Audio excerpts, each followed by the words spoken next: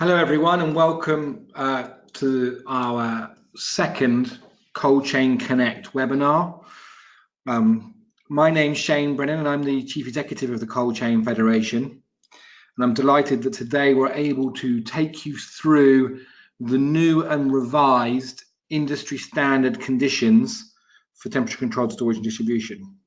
I'm going to hand over in a moment to Brett Cooper from Backhouse Jones, who led the review of our terms and conditions and is our expert for today. Can I say, just in terms of our way of working, please feel free to ask a question as we go through. Either type a question into the question box, and I'll be keeping an eye on that, or click the raise your hand button, and I will find an appropriate point to bring you in if I can to ask a question over the webinar. Please remember that the webinar is being recorded, and actually that you will be able to view the recording back on the Federation website from later on this afternoon. So without further ado, I will hand over to Brett.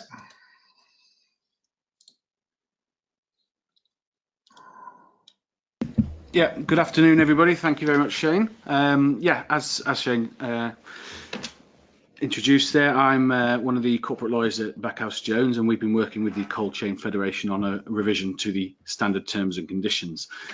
So without any further ado, we will launch straight into it. Probably one of the most important points to bring to your attention is actually incorporating the terms and conditions.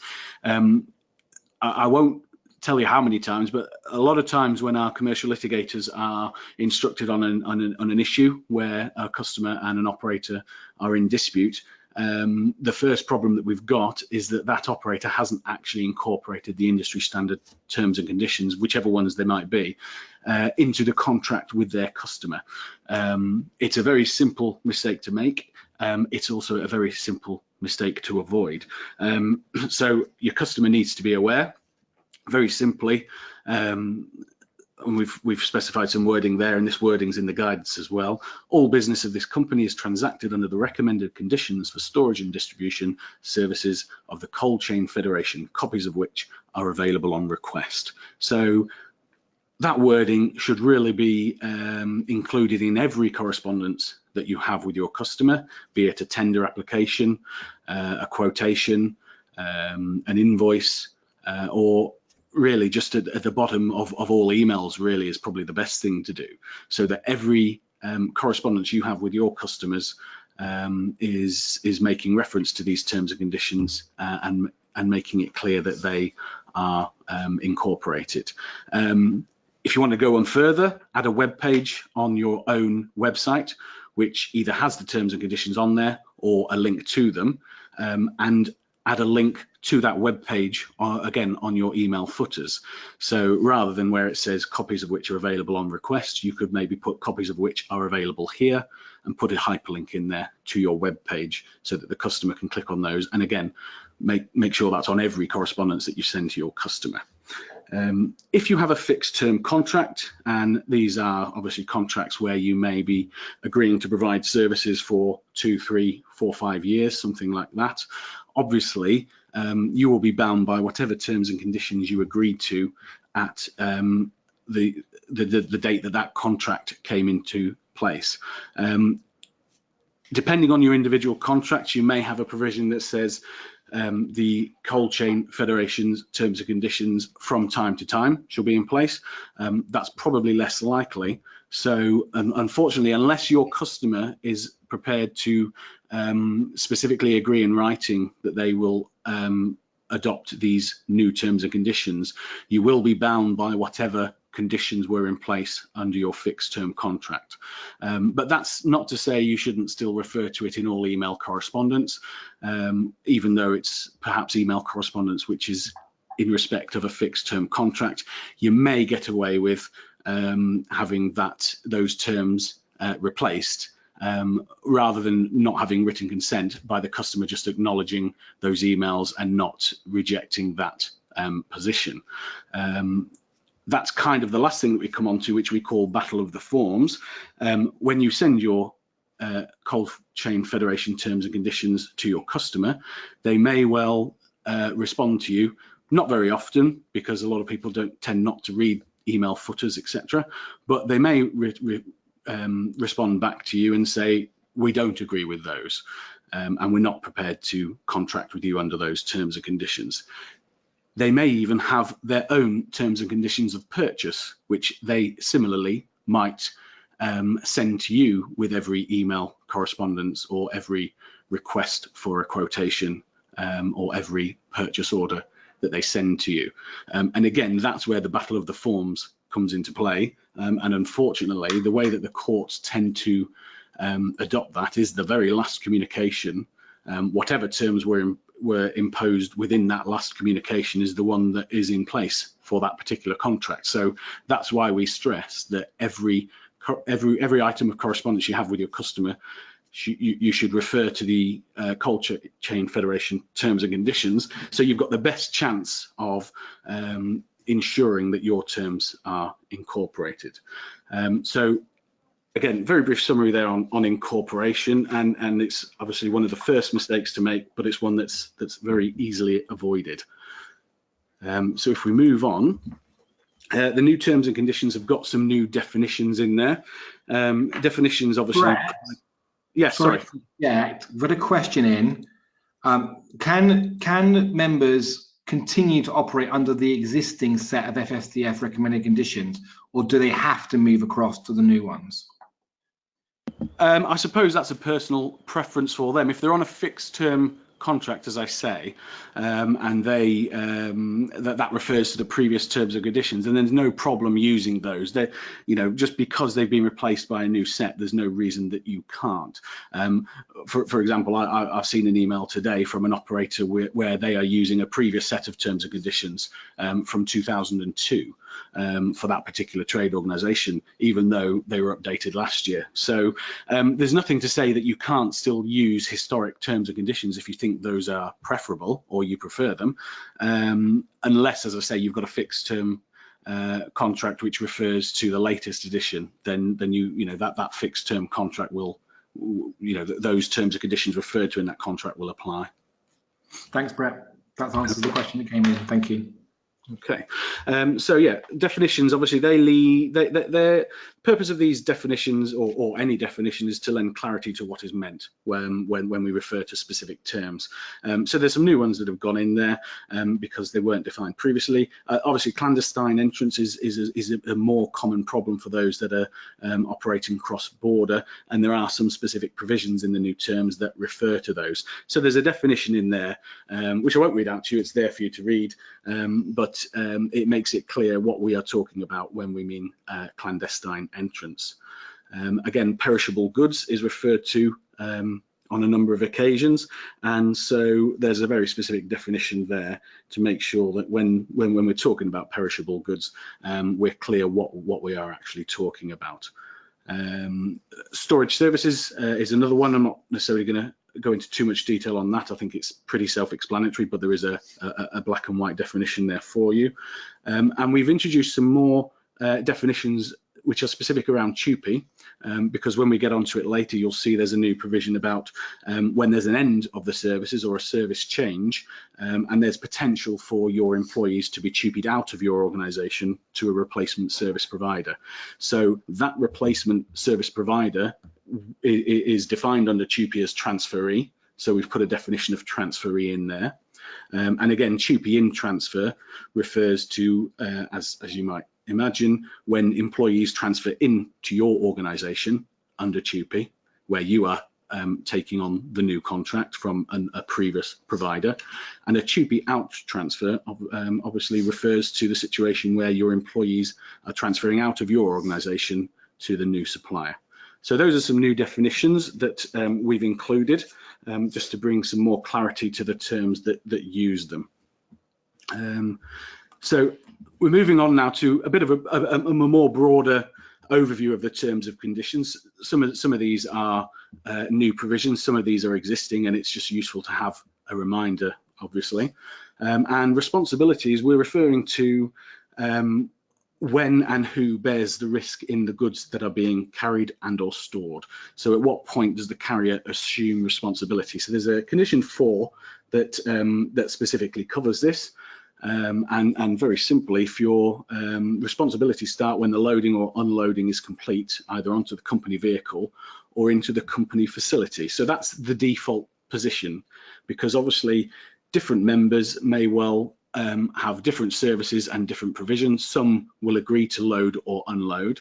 Some will want the customer to load and the consignee, i.e. where the goods are being delivered to unload. So because there is that discrepancy or difference in how different operators may take this responsibility on, there needs to be a default position, and the default position again is that unless you agree otherwise, you're only responsible for the goods when they're on your vehicle or unloaded into your facility.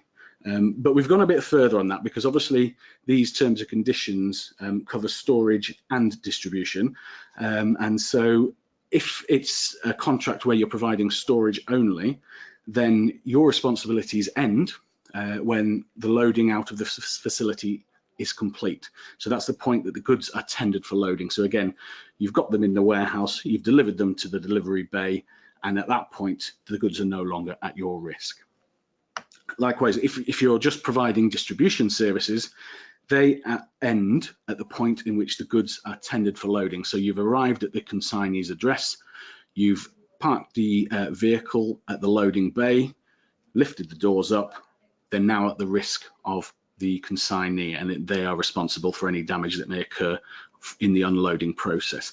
Again, that can be varied by agreement. So if you have an email that or a quotation that makes it clear that the distributor is to be responsible for unloading the vehicle, that will supersede these conditions, but you need a default position.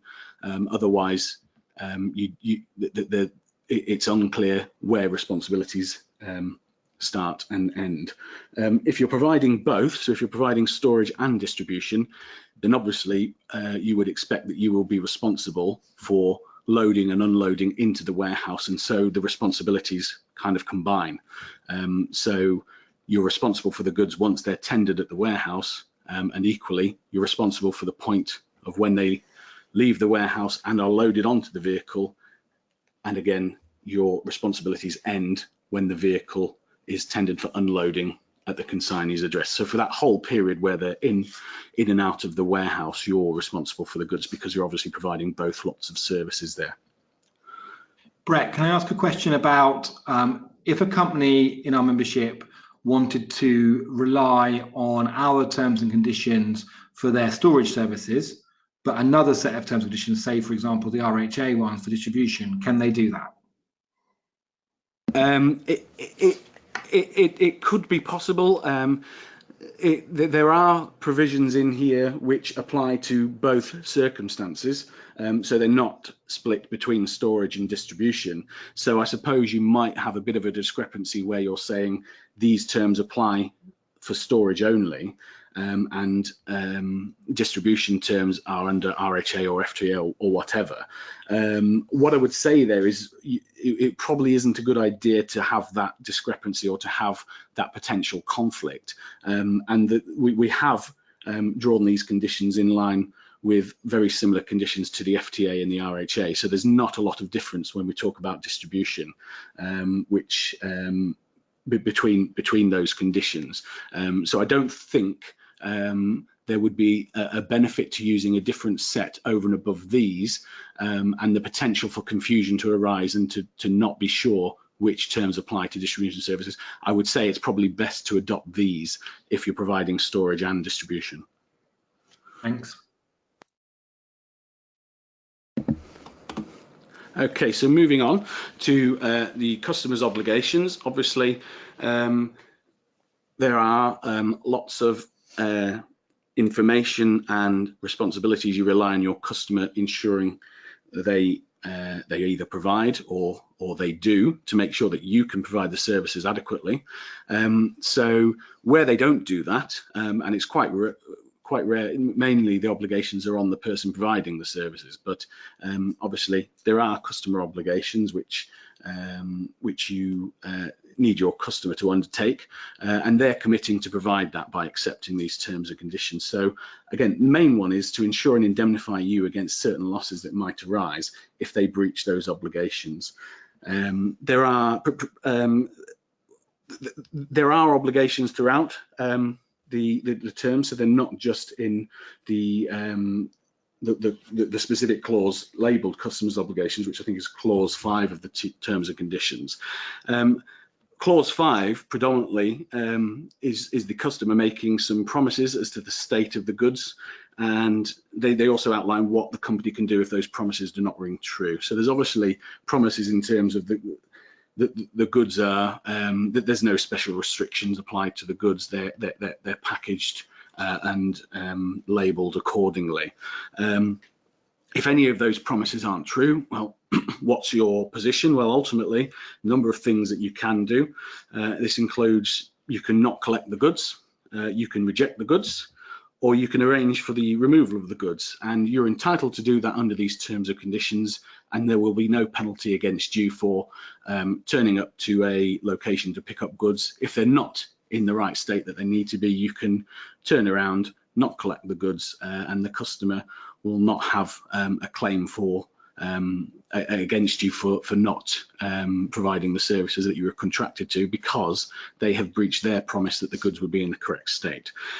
Ultimately, some more severe sanctions that you've got is to actually arrange for alternative storage if you've already got the goods, and ultimately disposal or destruction of the goods if the customer doesn't agree to either collect or arrange for alternative storage, and all of that is done at the customer's cost. So your cost of doing that is recoverable from the customer under these terms and conditions.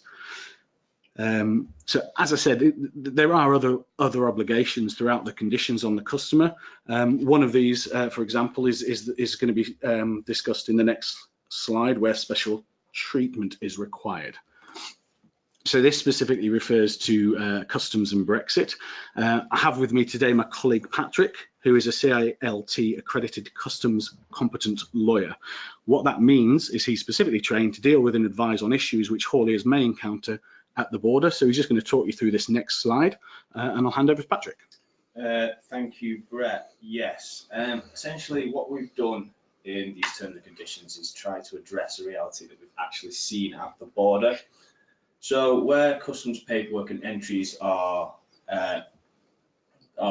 subject matter, the basic legal principle is that whoever fills out the entry or the paperwork is responsible for the consequences.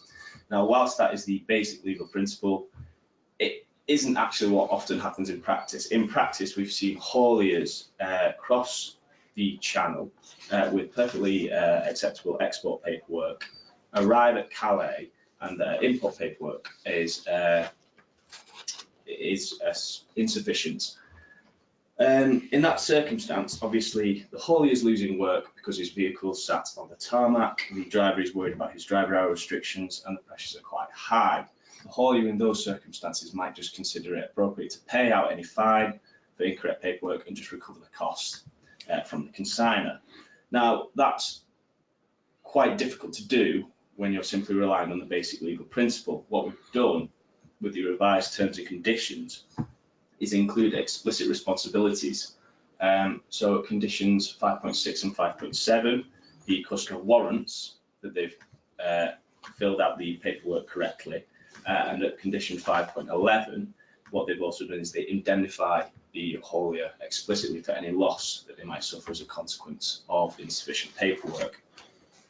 The objective of that is essentially that the haulier, if they suffer an expense as a result of improper customs entries or paperwork, they can turn around and specifically refer to these terms and say, we'd like the money back, which is it's a lot more stable of an argument for the haulier to make to the customer if they can refer to that specifically in the contract. Another point is condition 6.2, which my colleague Brett referred to. It's probably a more Brexit relevant question. At the moment, given the UK's relationship with the European Union, wooden pallets do not receive heat treatment. However, the European Union, when trading with third countries, requires as part of its regulations that raw wooden pallets be heat treated so as to reduce the potential introduction of damaging pests and organisms. In the event that, as a consequence of whatever Brexit we receive or get, if any, as a consequence of that, if we find ourselves trading as a third country with the European Union, there is a high likelihood that we will have to treat our pallets in this way, which will increase the cost of pallets and also limit the number of EU compliant pallets in the UK. Condition 6.2 essentially places an obligation on the customer to inform the carrier or haulier if they are expecting their goods to have to be carried on raw wooden pallets. This obviously gives the haulier time to consider their distribution chain and any extra cost that they might have to include as a consequence of heat-treated pallets. And ultimately, it actually excludes liability for the haulier where there is loss because of a lack of EU compliant pallets in the UK. So essentially those are our terms that we've been attempting to be quite forward thinking and inclusive with regards to customs and the potential of Brexit. And so we've included those terms in the revised terms and conditions. So I'll just hand you back to Brett now to take through the rest. Right, thank you very much, Patrick. So as if we didn't have enough on Brexit already, we had to cram a little bit in there for you this afternoon. So apologies for that. So moving on, we've got probably one of the most important clauses within your conditions, and that is your limitation of liability clauses. Again, there is a specific limitation of liability clause, which is clause 10, but as you can see there, all of the other conditions listed have some reference and some provision which seeks to limit your liability to your customer. It's always obviously open to you to increase your level of liability to your customers, either generally or in relation to specific customers or products. And the terms enable you to do that and enables the customer to ask for an increased level of liability or an increased insurance cost. And again, for you to be able to recover the additional insurance which you might need to undertake or arrange to undertake that additional liability.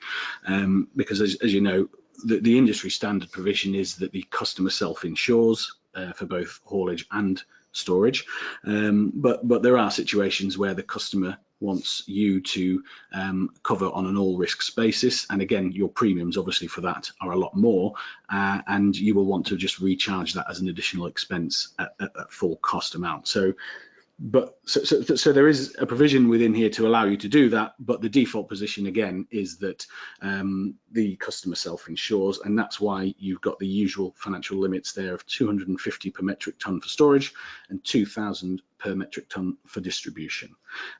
So there are other provisions in there which seek to limit your liability in certain situations, quite commonly referred to as force majeure, factors beyond your reasonable control. We've introduced reasonably unanticipated traffic congestion caused either by disruptive traffic incident or otherwise.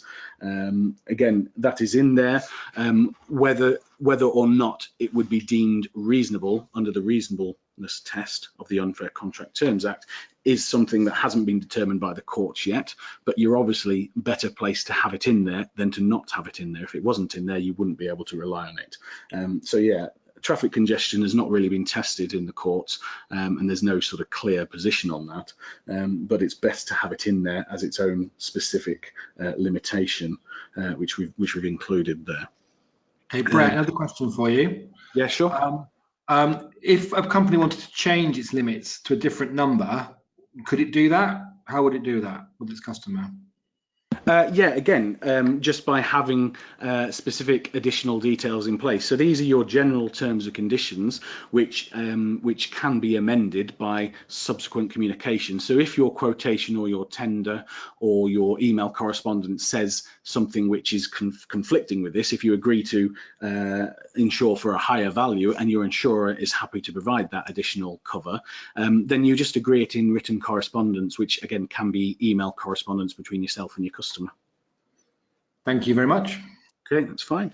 So again, all of these limitations are subject to what's called the reasonableness test from an act in 1977, and it might be an old act, but it is regularly considered in the court. So there's updated cases even this year that consider whether certain terms are reasonable or not. So if you do find yourself in that position, obviously we can look at what provisions were reasonable depending upon the circumstances, and really it depends on the sort of bargaining position between you and your customer as well. Again, we have put in bold there in the conditions, the customer's attention is drawn particularly to this clause, and again, you know, you are obliged to draw their attention to it. It's something that you have to make them aware of, and it's not something to hide away in the small print. So we do suggest that you maybe reference clause 10 within the actual email correspondence or the quotations where relevant, and yeah, wherever you can. It's quite common for some customers not to understand or appreciate the sort of industry standard that the customer self-insures. So that discussion can be had, as well as sort of drawing to the customer's attention this clause dealing with liability. Brett, another question. Yeah, sure. Thank you for these. Can the conditions only be used for distribution services within the UK? Do or can they apply to haulage work undertaken outside the UK, whether in the Republic of Ireland or mainland Europe? Okay, so that's a really good question. Generally speaking, I mean, these conditions are drawn under English law, and they're to be dealt with in the English courts. Where you're providing the services outside of England and Wales, it's really dependent upon the specific circumstances as to whether these terms can apply. More often than not, you probably, if the incident is happened in Ireland, for example, you would probably need to litigate it in the Irish courts. But that's not to say that the Irish courts don't use English law and interpret English law. So there's more, there is the case where there's more often than not the case where you might be litigating in an Irish court, but litigating under English law. And that's perfectly fine. So yes, provided your customer in Ireland hasn't enforced their own terms, and again we refer back to the Battle of the Forms, if your terms are in place, they will apply to those services, and English law will apply to any disputes. But you may have to actually go to Ireland if things are taken to court, to actually have the dispute in an Irish court. Thanks, that's great. No problem. So moving on, we're on to so just some general provisions about storage, which again, I think these are largely unchanged from previously, but we thought we would just quickly cover them off as well. So under condition 8, where there is no explicit agreement, the company, i.e. the members, are entitled to store the goods in any way that, in their opinion, they think is the best way to do it. So unless your customer has given you specific requirements for storage of goods, you can do what you think is best there. Obviously, where the company stores the goods, it's entitled to the payment of charges accrued for that storage. But the reason we put that there is by virtue of conditions 13.1 and 13.2, this is even the case where if you're just a distributor, you're required to store the goods for any reason. So quite often you might get caught out, or some industry terms do not actually entitle you to recover storage charges where you're a distributor, where you're not actually contracted to provide storage, but through necessity, possibly by rejection of the goods, you've actually got to incur a cost for storage. So some standard terms and conditions don't entitle you to recover those storage costs, but as amended now, these conditions do. So we just thought we would obviously make that clear to you. So moving on to one, sorry, Brett, I've got a question for you. In respect of the £250 per tonne liability, if you haven't specifically drawn the customer's attention to this clause in a quotation, does that mean you can't enforce it? Surely when a customer doesn't see if they are accepting them as a whole. Yeah, not necessarily. No, just because you haven't specifically drawn their attention to that doesn't mean it isn't enforceable. Because in business to business transactions, there is less of an obligation on you to draw these terms to their attention, although it is still recommended. But yeah, you work on the basis that you're contracting with a business entity and that they will review terms and conditions and ensure that they are happy with those provisions. But I mean, I would recommend you putting it somewhere in your quotation so that it's clear, not just relying on these specific terms, but also putting it in somewhere within your quotation or your tender where it's relevant, just so you've mentioned it more than once, I guess, is what I'm saying there. Okay. So yes, and another provision which our litigation team are getting involved with quite a lot, and that's removal and liens over goods. If you find yourself storing goods for whatever reason outside of the terms of a storage contract, you can give the customer in question notice, at least 14 days notice, for the customer to remove those goods. If they fail to remove them, then you are at liberty to sell the goods to cover any outstanding costs. So there is a removals clause, which is clause 12, I believe.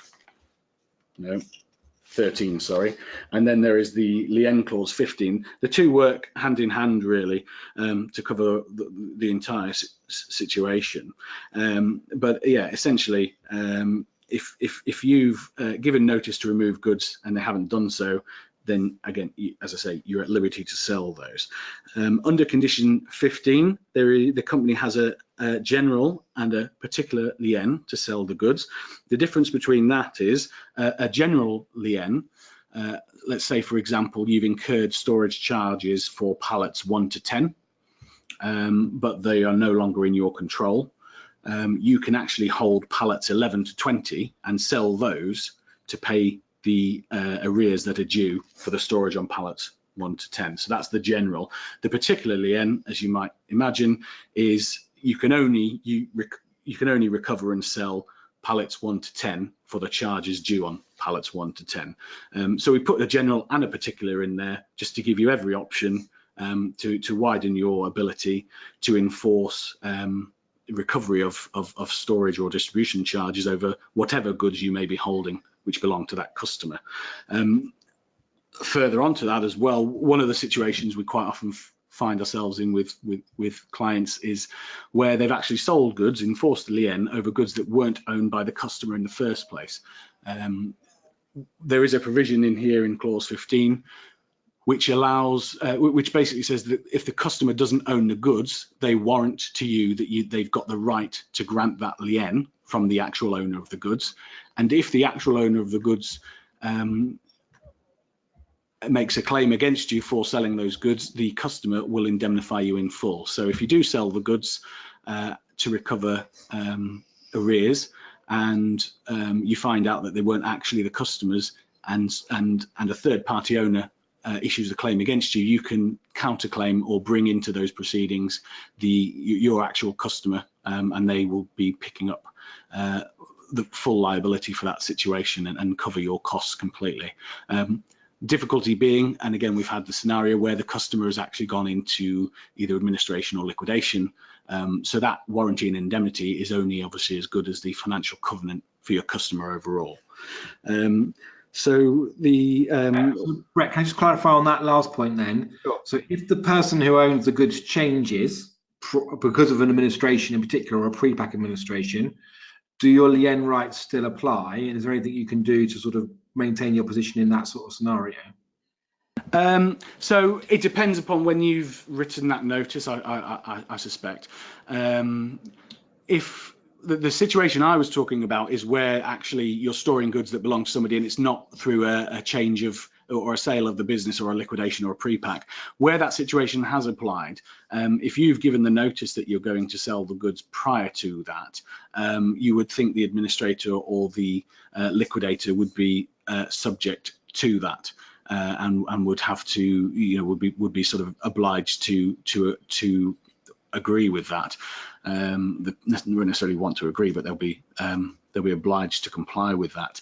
If the notice has been given after the goods have already been sold, again, you're in the situation where, yes, the customer will indemnify you for that scenario.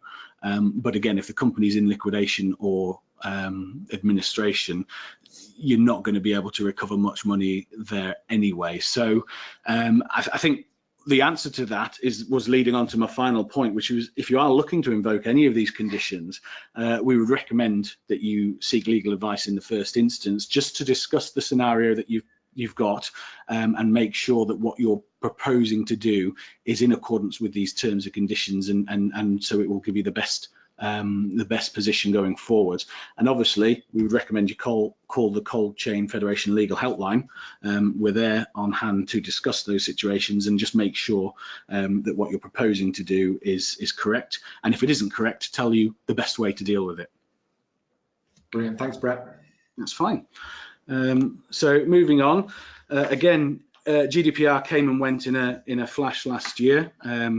We've added we've updated the data protection provisions of these terms and conditions just to update to the latest legislation.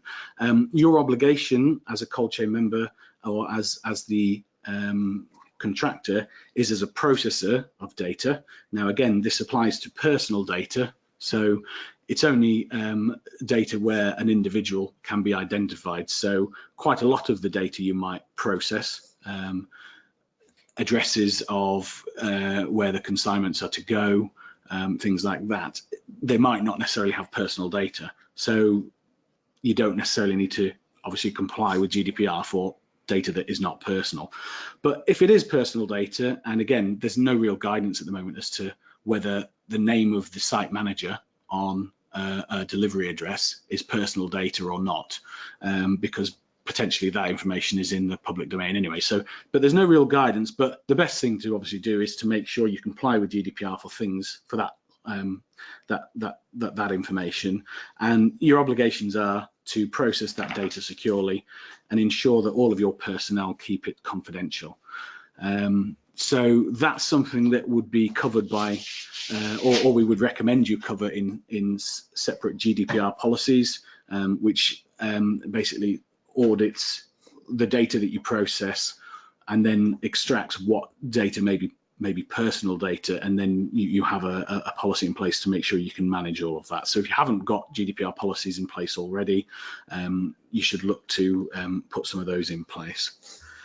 But again, this the terms and conditions basically suggest that or confirm that you will comply with your obligations under the Data Protection Act, and it doesn't incur any additional obligations over and above what is already in legislation. So moving on to TUPE, in or out. Obviously, we discussed this sort of at the beginning when we were talking about these new definitions. So TUPE in is on commencement of your contract if you are taking the services that were previously provided in-house or by another provider. You're obviously perhaps fairly familiar with the TUPE process, and that you will take on existing drivers or employees that previously dealt with those services. So that was already in the terms and conditions, and it basically confirms that you will comply with TUPE, your customer will comply with TUPE, and they will indemnify you for any issues with those employees who transfer over pre-transfer. So if there's an issue that has arisen with an employee that was prior to you taking on the contract, you're not liable, and you can, whilst you will have to deal with that claim because the employee's employment transfers over to you, the previous employer will indemnify you and pick up the costs. Similarly, if you are coming to the end of your contract and those services are being provided elsewhere, you want to make sure that whoever is picking up those employees from you, if there is a TUPE out, will again ensure that they comply with the terms and conditions of your which your employees have. Otherwise, they may well come and claim against you post transfer. So the customer, more often than not, is not the transferee that's receiving those employees. It will be another provider that the customer has chosen to contract with, but it is down to the customer to ensure that that transferee honours all the obligations and the existing rights that the employees have. If there's a claim post-transfer from those employees, and if the new provider breaches those obligations and you suffer a loss as a result of that, if the employee comes back to you to resolve that issue, your customer will actually agree to indemnify you. So the reason we've put this in here is to make sure that your customer will actually ensure that the new provider is contractually bound between the contract between your customer and the new provider to actually honour all of those TUPE obligations. So that's where we've got this indemnity from the customer to you for any TUPE out situation, so that you don't suffer loss as a result of a new provider not honouring their obligations under TUPE. So I think, yeah, just very finally to summarise what to do now. So existing customers, just email them with the new terms and conditions, perhaps write a letter and send it so they might actually read it, or email them as often as you can with these new terms and conditions, as I say, with either a hyperlink in your email or just reference to the actual terms and conditions. Again, add a web page, put the terms and conditions on your website, and add a link to that in all correspondence to make sure that these new terms and conditions are incorporated going forwards. And again, beware of the battle of the forms, and make sure that you're checking correspondence from your customers to see if they've not attached their own purchasing terms and conditions. And where possible, if you do see a specific attachment or reference, make it clear in your response that you don't accept their terms and conditions, and again, reiterate the fact that you are operating under the Cold Chain Federation terms and conditions. So that's, I've got a question for you, Brett. Yeah, sure. If you use the 2014 FSTF terms now and want to change to the new Cold Chain Federation terms, do you require written confirmation from the customer accepting the change? I suppose best practice would be yes, but and to basically ask them to confirm that they're happy with these new terms and conditions. That would be best practice, but not necessarily if they don't accept them. Again, if you've got a fixed term contract, then you would need their specific consent. But if you've got orders that are sort of placed ad hoc on a daily basis, all your new orders will be under those terms, the new terms and conditions, because you will be incorporating them in your correspondence, and you don't need specific consent to make sure those are incorporated. So where there's a bit of a possibly an overlap, you might be subject to the old terms and conditions until that particular job or particular consignment has come to an end, and the new terms and conditions take over from new goods that you might receive in. But where possible, you should just send the update, send the updated terms and confirm that all work from this day forward is under these terms and conditions. And as I say, it's not strictly necessary to get specific consent, but it's probably the best if you can, just to avoid any potential disputes there. So I think, yeah, that's the end of the presentation. We've had some really good questions actually throughout, which is more than fine. But if there's any other questions that people would like me to answer, please feel free to ask them now.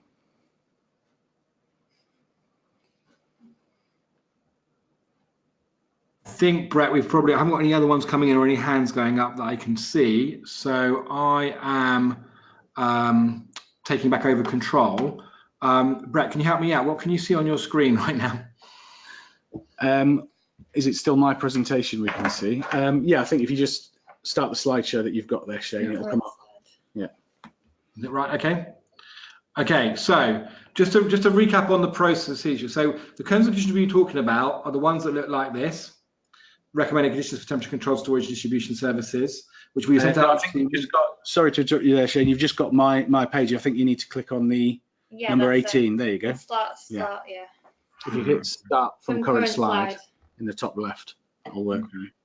I've got a problem. I had this problem before. The problem is I've got dual screen in my office, and it means that I can't. For some reason, it's on the wrong screen. But anyway, bear with me, please. Sorry, everyone. But you can. So this image I'm showing you now is the document we're talking about in terms of the new terms and conditions. We will be sending out shortly a version of these terms and conditions that doesn't have our kind of colourful cover and an introduction to it. So you can use those in your own term. You can actually cut and paste them or use them in a different format on your website. We'd encourage you to use a PDF version of the one we're sending you rather than literally cutting and pasting it into something else, if you can avoid doing that.